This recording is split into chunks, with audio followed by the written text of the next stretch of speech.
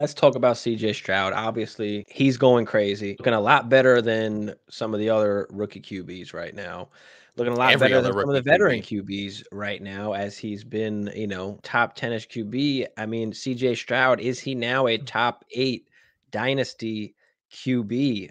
I mean, going into next year, and we'll go through the names. I mean, how many QBs are you really taking over Stroud in super flex league? I could probably name 4 or 5, and then it starts to get That's dicey. That's what I'm saying. So we're gonna get into it. But yeah, CJ Stroud was typically the third QB that came off of most first round rookie drafts, right? Typically it was A Rich or Bryce and then CJ. In a few leagues, of course, there was probably CJ was taken earlier, but for the most part, CJ was pretty much the third QB that came off.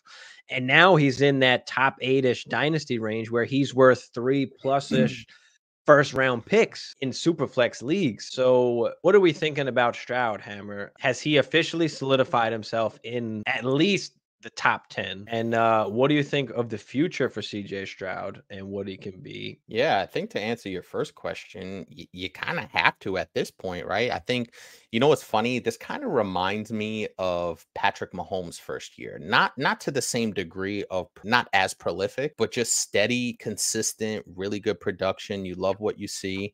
And kind of a surprise, right? Like when Patrick Mahomes first started, nobody, especially I remember we were doing redrafts at that point, like Patrick Mahomes was going way at the bottom.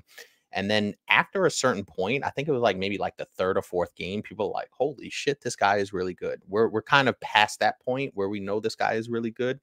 And he pretty much had his coming out party against Tampa Bay. We know the numbers: 470 yards, 5 touchdowns. More importantly to me, the thing with CJ Stroud that I looked at that I was actually ridiculously surprised at. Guess how many interceptions he has this season in 8 games played? One. This guy has 1 interception to 14 touchdowns and another one on the ground. So he has 15 touchdowns total, 1 interception.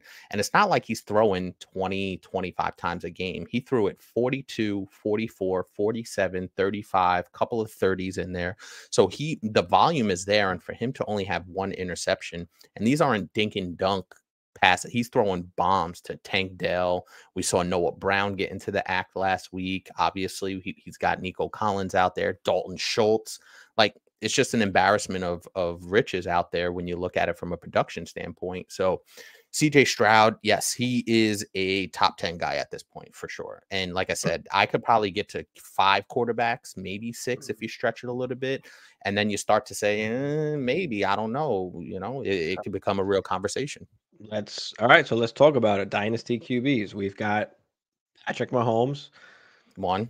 Yep. We've got Joe Josh Burrow. Allen, Mhm. Jalen 2, Hurts, 3, 4, Joe Burrow.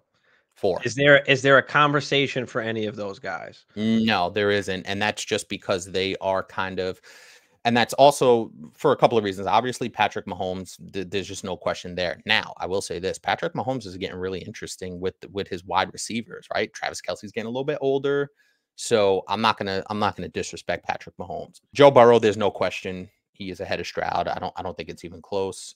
Josh Allen, obviously, and Jalen Hurts. Now, Josh Allen and Jalen Hurts give you the rushing upside that CJ Stroud just is not going to give you. So that's why they're ahead of him. Obviously, they're phenomenal quarterbacks in their own right, but the rushing obviously is what would separate them and put them on that next level.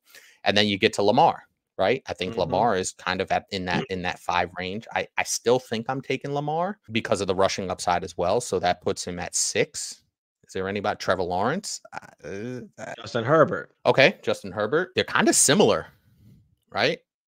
In terms of big, strong, athletic guys, not a ton of rushing. They got really good weapons on the outside, at least we think. I think I'm still taking Justin Herbert just because he is the more polished guy and he's still incredibly young. So I think I'm still taking Justin Herbert, but that's a legitimate conversation. So we're still in the all right. So we We're got at Mahomes, 7. Hurts, Allen, Burrow, Jackson, Herbert. So Stroud at QB7, and on Keep Trade Cut, he is QB7 on Keep Trade Cut.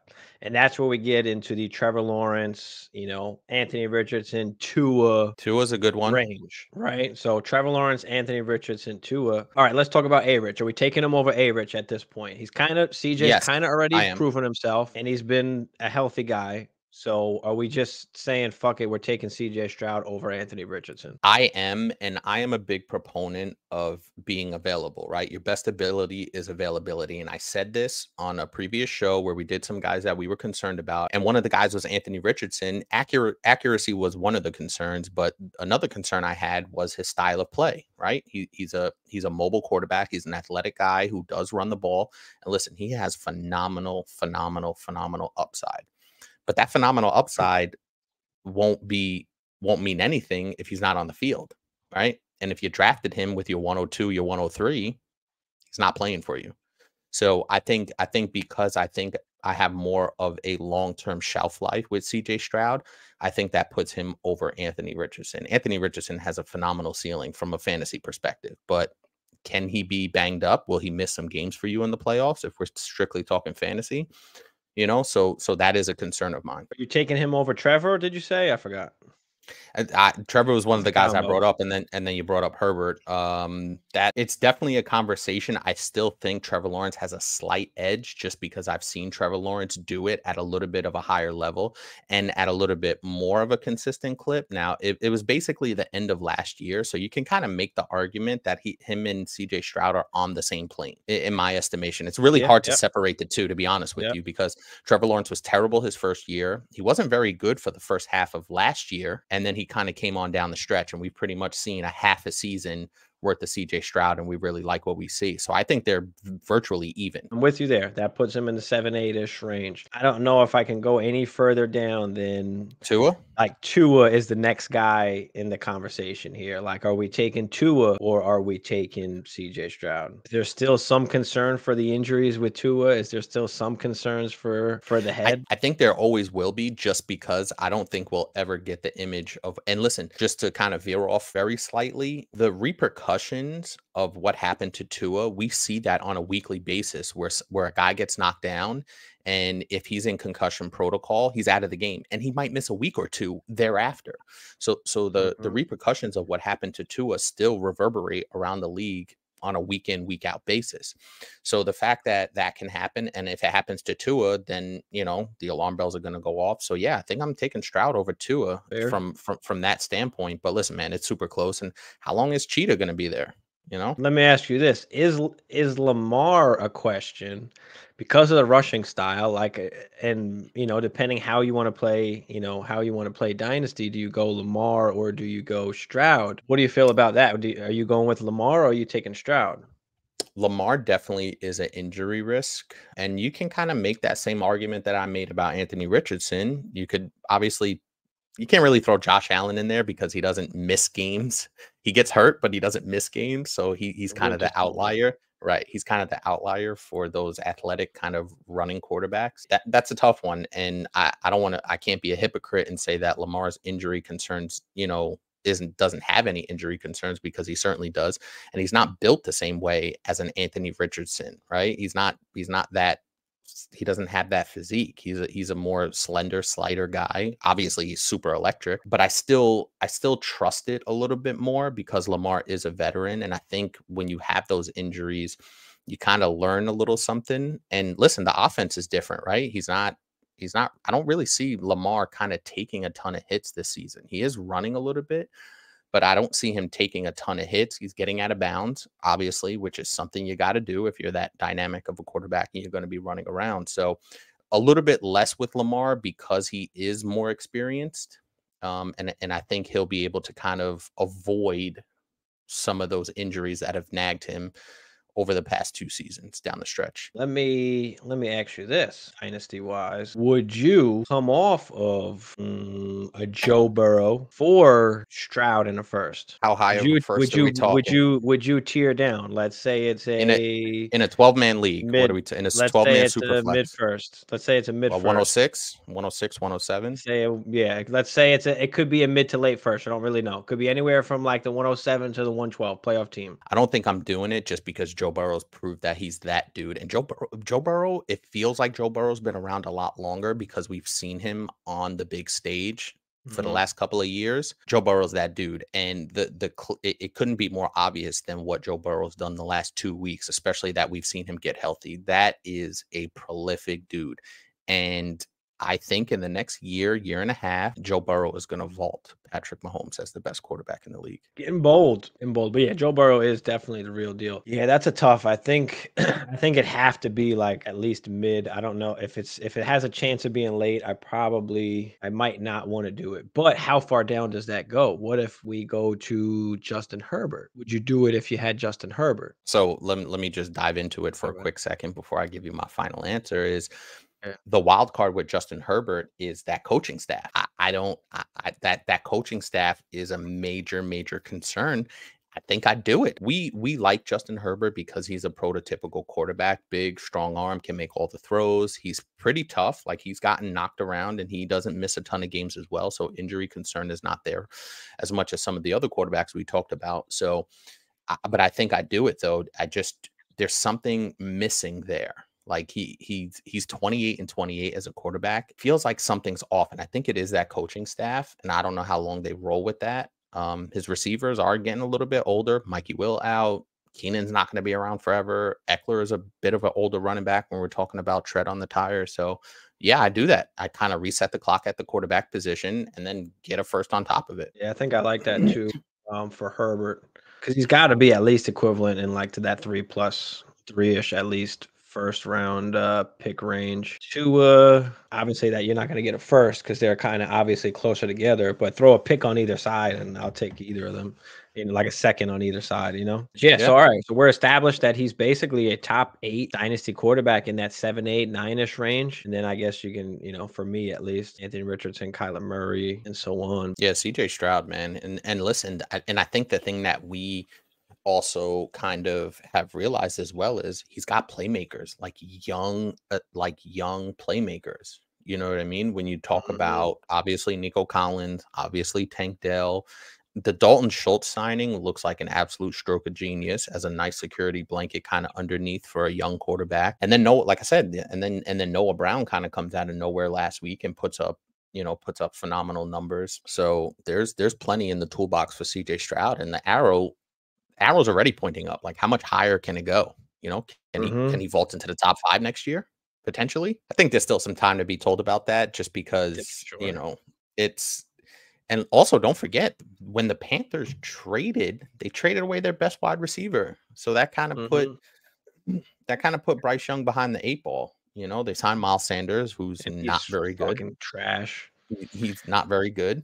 And their best wide receiver is a 33-year-old fossilized carcass in Adam Thielen, who's played well. Don't get me wrong, he's played well, but he's 33 years old. There's no way he could keep up that pace. So he enters the first round startup next season. Yeah, for sure. Dare I say the Burrow Herbert tier? Yeah, I think it's like like we talked about, like kind of after that.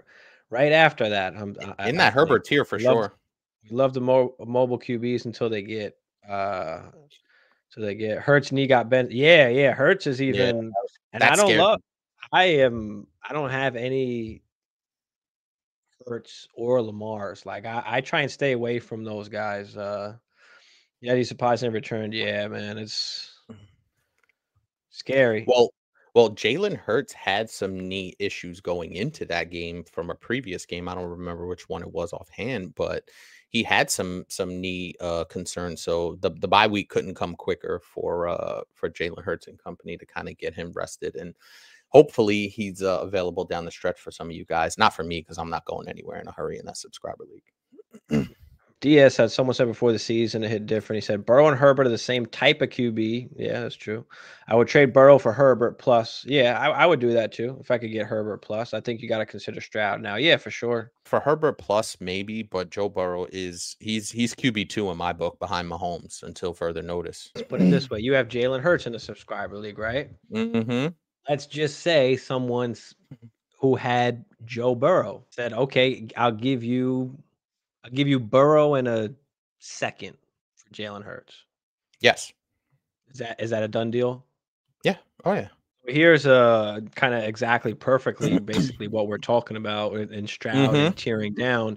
Would you come off of Hurts for Stroud and London? And that's is that enough for you to come off of Jalen Hurts? That's a tough one. That's something that would kind of keep me up at night, just because Hurts is really, really good. He gives you the rushing upside.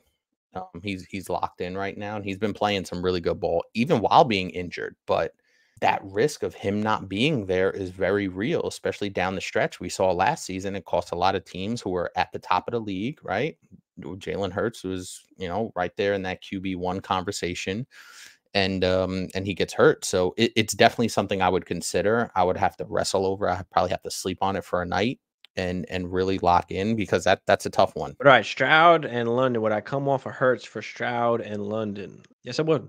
Yes, I would. I'd do I it. figured you would, and Do it. I'm okay I'm with not the gonna tear down. Give me the QB and wide receiver. I'm okay with that. It does hurt. It does hurt a little bit, but at the no same pun time, intended. you're getting you're getting some assets in Stroud who can still be an increased asset, like, as the season goes on and going into next season. So, he has value to gain as well. And you're picking up Drake London, who as well, same kind of thing, not in the greatest situation, but has some value to gain, for the future. And people do still love Drake London. So even if you don't like him, you could take him and then try and make another move after, right? It doesn't stop by just taking the value. So yeah, I think I would do it. I'd take Stroud and London. Hammer, what are you doing, man?